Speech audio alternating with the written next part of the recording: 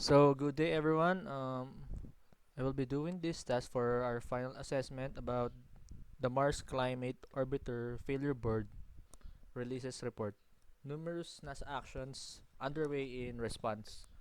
So, our first question is, what is the report all about?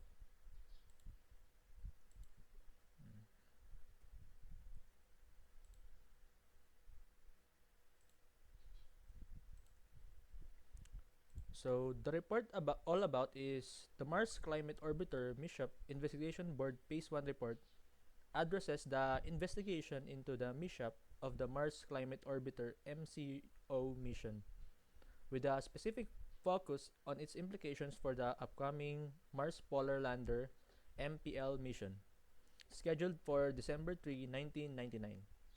The report outlines the objectives of both the MCO and the MPL projects, defines the mishap, details the method of investigation, and presents the board findings regarding the root cause, contributing cases and observations related to the MCO mishap. The primary root cause identified for the loss of the MCO spacecraft is the failure to use metric units in the coding of a ground software file, small forces, which was used in trajectory models. The use of English units instead of metric units in the thruster performance data within the software application led to small errors accumulating over the 9-month journey to Mars, causing the spacecraft trajectory to be approximately 170 kilometers lower than planned during the Mars insertion. This resulted in the spacecraft either being destroyed in the atmosphere or entering heliocentric space after leaving Mars' atmosphere.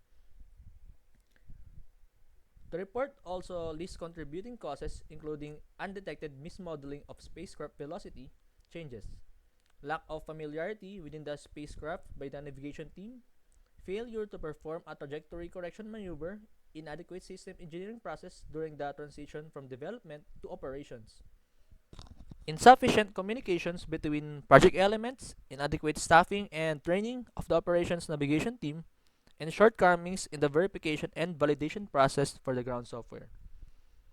To address the issues identified, the report provides a series of recommendations for improving MPL operations.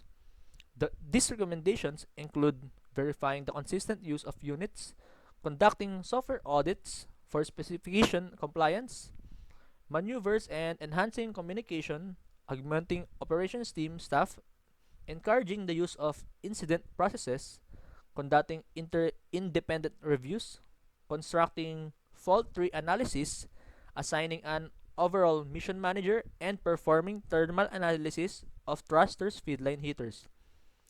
The Phase 2 report is also outlined, which will be focused on processes used by the MCO mission, lessons learned, and recommendation for future missions. So, for question number 2, what are the issues of the case? So, the issues of the case is, first is the root cause, the failure to use metric units. The primary issue was the failure to use metric units in the coding of a ground software file, small forces used in trajectory models. This resulted in thruster performance data being English in units instead of metric units, leading to errors in trajectory estimates.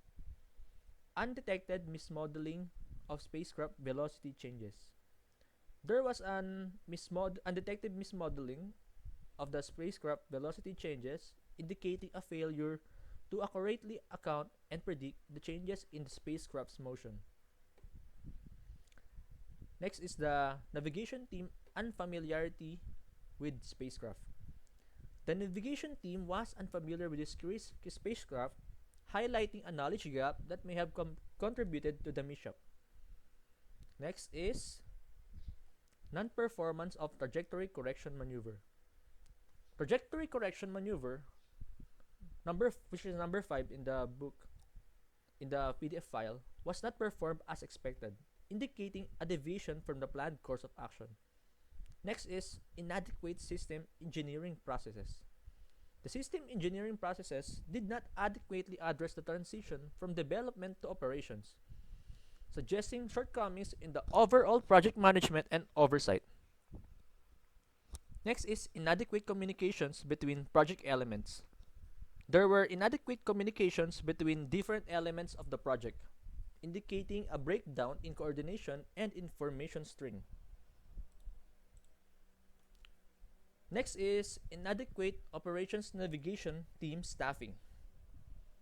Insufficient staffing and possible a lack of expertise within the operations navigation team contributed to the mishap. Next is inadequate training. There was an inadequate training suggesting the team members may not have been fully prepared to handle the complexities of the mission. Next is the increased angular momentum desaturation AMD events. Asymmetrical solar arrays led to the increased AMD events coupled with the use of English units, causing small errors that accumulated over the mission. And lastly is trajectory estimate error at Mars insertion. The combination of increased AMD events, which is the asymmetrical solar arrays, and the use of incorrect units resulted in a trajectory estimate approximately 170 kilometers lower than planned at the time of Mars insertion. So next is how NASA addressed the issues.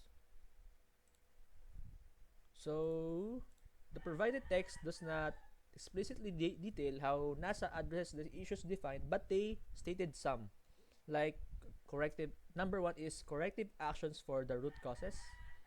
Number two is the enhanced training and familiarity of their staffs. Next is improvements in system engineering processes. Number four is improve communication protocols. Number five is strengthening navigation team staffing. Number six, validation process enhancements. Number seven, trajectory correction maneuver preparedness.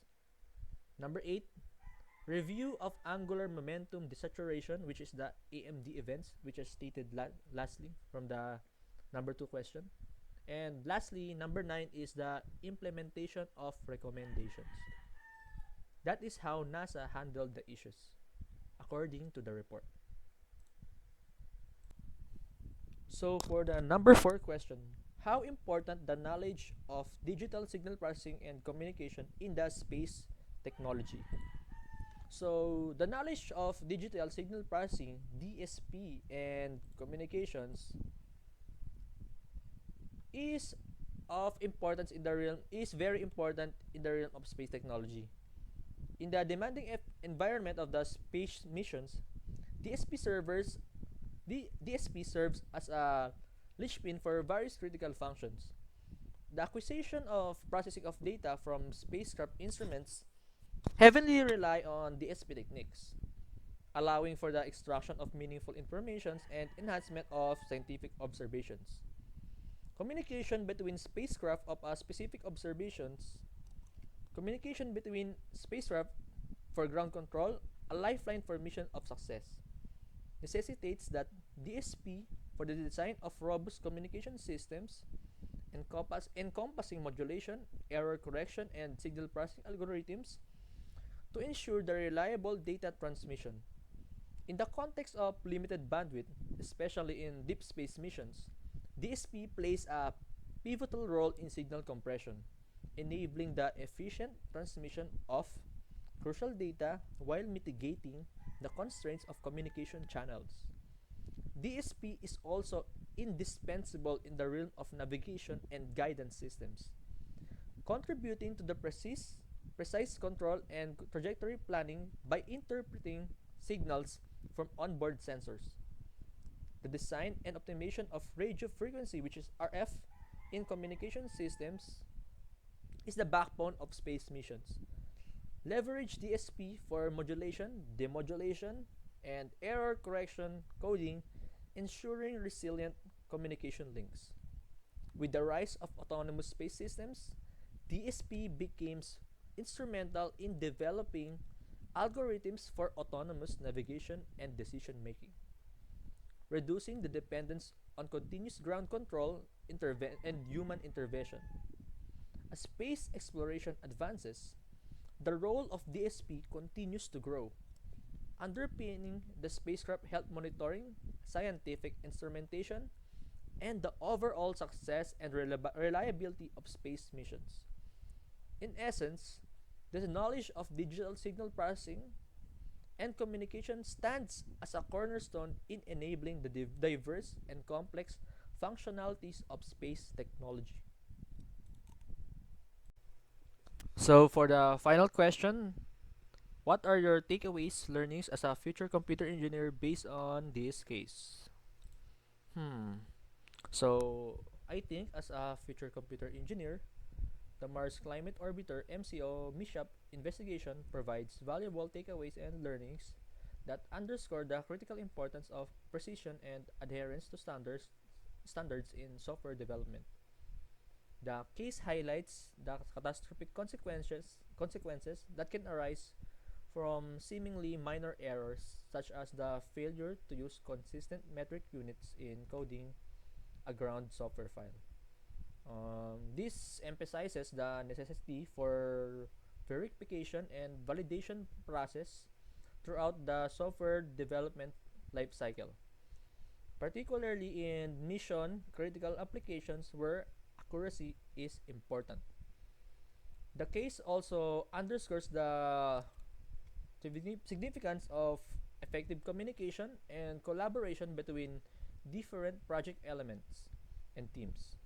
Understanding the intricacies of the spacecraft and ensuring that the navigation team is intimately familiar with the systems they are working on are crucial aspects that future computer engineers should prioritize.